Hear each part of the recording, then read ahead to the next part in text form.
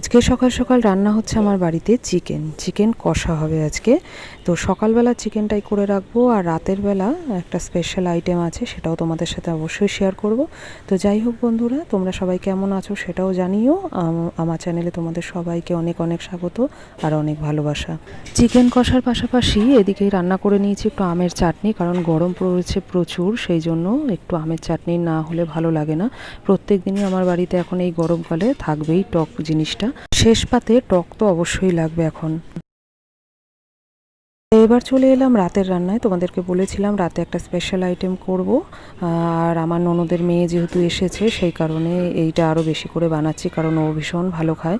তো এটা কি সেটা তোমাদেরকে বলি। আজকে হবে হচ্ছে ফ্রাইড রাইস। তো দিনের বেলা তো মাংস করেই রেখেছিলাম, আর এখন করব একটু ফ্রাইড রাইস। আমরা যখন একা থাকি তখন আর করে টোরে খাই না খুব একটা, কারণ আমার শ্বশুর শাশুড়ি কেউই খান না, তো আমাদের দুজনের জন্য আর করি না। এখন যেহেতু সোনা এসেছে তো সেই জন্য ওর কারণেই আর কি খাওয়াটা হচ্ছে। তো দেখো চালটা ভালো করে একটু 2-3 বার করে আমি ধুয়ে নিচ্ছি, যদিও খুব একটা ময়লা নেই চালে, তবুও আমি ভালো করে একটু ধুয়ে টুয়ে তারপরে চালটা আমি আধা ঘন্টা মতো ভিজিয়ে রেখে দেবো। তারপরে কাটবো হচ্ছে সবজিগুলো। আর এটা কি চাল সেটা আমি ঠিক বলতে পারবো না, কারণ এটা তোমাদের দাদাভাই এনেছে। এটা দেরাদুন রাইস কিনা আমি ঠিক জানি না, আমি জিজ্ঞাসাও করতে ভুলে গেছিলাম। তো ওই নিয়ে এসেছিল, আর এটা কি চাল আমি ঠিক সত্যি বলতে পারবো না। তো যাই হোক, চালটা খুব একটা নোংরা ছিল না, আর বেশ লম্বা লম্বা ছিল। আশা করি তো মানে ফ্রাইড রাইসটা ভালোই হবে। তো যাই হোক, দেখো এই যে হাঁড়ির মধ্যে করে আমি একবারে ভিজিয়ে রেখে দিলাম, আধা ঘন্টা মতো রেখে দেবো, তারপরে আমি হচ্ছে ভাতটা বসাবো। তো এবার আমি বসে পড়লাম সবজিটা কাটতে। আর আজকে আমার ক্যামেরাম্যান কে জানো, ওই দেখো পিছনে আয়নায় দেখা যাচ্ছে আমাদের সোনা হচ্ছে ক্যামেরা করছে। বারবার আমাকে বললো যে মিমি আমি আজকে কিন্তু তোমার ভিডিওটা করে দেবো, তুমি কাটো, আমি সুন্দর করে ভিডিও করে দেবো। বললাম ঠিক আছে কর। তো ওই বসে বসে সিঁড়ির মধ্যে বসে বসে সুন্দরভাবে ভিডিওটা করে দিয়েছে, খুব একটা খারাপ হয়নি, আমার তো ভালোই লেগেছে। ছোট মানুষ যেমন পেরেছে সেরকমভাবেই করেছে। আর এইদিকে আমি দেখো সবজিগুলো কেটে নিচ্ছি। সবজি বলতে সেরকম কিছু নেই, শুধু একটু বিনস আর গাজরই কাটবো। আর ওইদিকে আমি কাজু কিশমিশটা ভিজিয়ে দিয়েছি, তো তারপরে আমি এদিকে চালটা বসিয়ে দেবো। আর সাথে আজকে আমার ছেলেও আছে অত্যাচার করার জন্য, ও সমানে মানে আমার এই যে দেখো না কাটতে বসেছি আর বাটি ফেলে দিচ্ছে, হাঁড়ির মধ্যে পা ঢুকিয়ে দিচ্ছে, মানে নানান অত্যাচার করে যাচ্ছে। তো সেগুলো নিয়েই আমি এদিকে সবজিগুলো কেটে নিচ্ছি, কেটে উঠে পড়বো। আসলে বটি দপ্তরটা সামনে রয়েছে তো সেটাই একটু ভয়। আর আজকে আমার এই ভিডিওতে তোমরা একটু পাখির ডাক, একটু আওয়াজ শুনতে পারবে, কারণ হচ্ছে ছাদে বসে আমি এডিটটা করছি, আর এত সুন্দর হাওয়া দিচ্ছিল আর পাখির ডাক শুনতে ভালো লাগছিল, সেই জন্য ঘরে বসে আর এডিটটা করিনি, ছাদে চলে এসেছিলাম। ঘরটা এত গরম আর ছাদের তাপটা নামে তো ঘরে একদম দুপুরের পর থেকে টেকা যায় না। তো সেই জন্য ছাদের উপরে হাওয়া খাচ্ছিলাম আর এডিট করছিলাম, ভালো লাগছিল। তো সেই জন্য একটু পাখির ডাকগুলো হয়তো আসতে পারে ভিডিওতে। তো যাই হোক, সেগুলোকে একটু ইগনোর করো। আশা করছি এমনি কথাগুলো শুনতে তোমাদের কোনো অসুবিধা হবে না। আজকে আবার দুপুর থেকে জানো তো কারেন্টটাও প্রচুর জ্বালিয়েছে, সন্ধ্যার থেকেও দুবার যাওয়া হয়ে গেছে, সেজন্য সব কিছুই আর কি দেরি হয়ে গেছে। কারেন্টটা এসছে, তারপরে ওকে খাইয়েছি, ছেলেকে খাওয়াতে খাওয়াতেও 8টা বেজে গেছে। তারপরে আমি এগুলো নিয়ে বসলাম। তো জানি না কখন সব সেরে উঠবো, আবার এদিকে ছেলের খাবার করব, দুধ টুধ গরম করব, সকালে খাওয়ার দাওয়ার গরম করব, মাংসটা একটু টানাতে হবে, মাংসটা একটু ঝোল ঝোল রয়ে গেছে সেটা টানাবো। তো জানি না কখন কি সেরে উঠবো। তো সবজিটা আমি ফটাফট একটু কাটার চেষ্টা করছি, কিন্তু বারবার আমার ছেলেটা খুব বদমাশি করছিল, তো ওকে একবার সরাচ্ছিলাম আর কাটছিলাম, সেই জন্য আরও দেরি হচ্ছিল।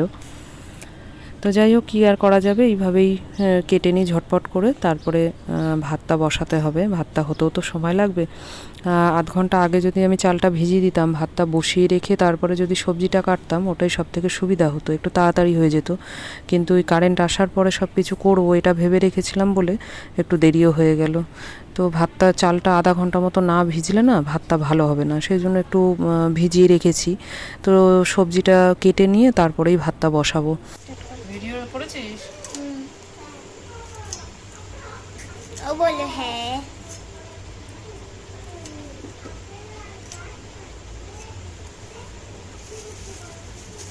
আজ রাতের মেনু কি হবে বলতো?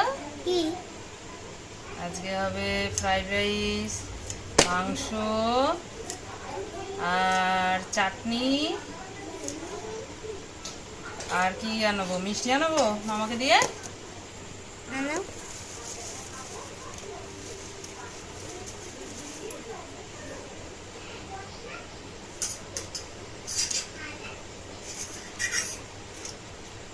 ভাই তুই আওয়াজটা করিস না।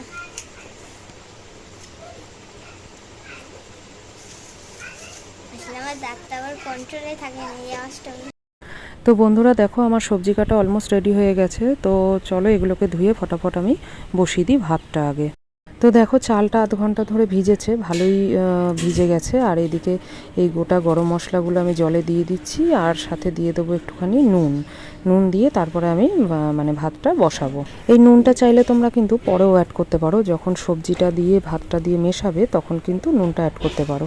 আমার যেহেতু একটু অসুবিধা হয় সেই কারণে আমি আগেই ভাতের মধ্যে নুনটা দিয়ে একবারে বসিয়ে দিলাম, যদি লাগে তখন আবার পরে দেওয়া যাবে। তো আগে অল্প করে নুনটা দিয়ে আমি বসিয়ে দিলাম।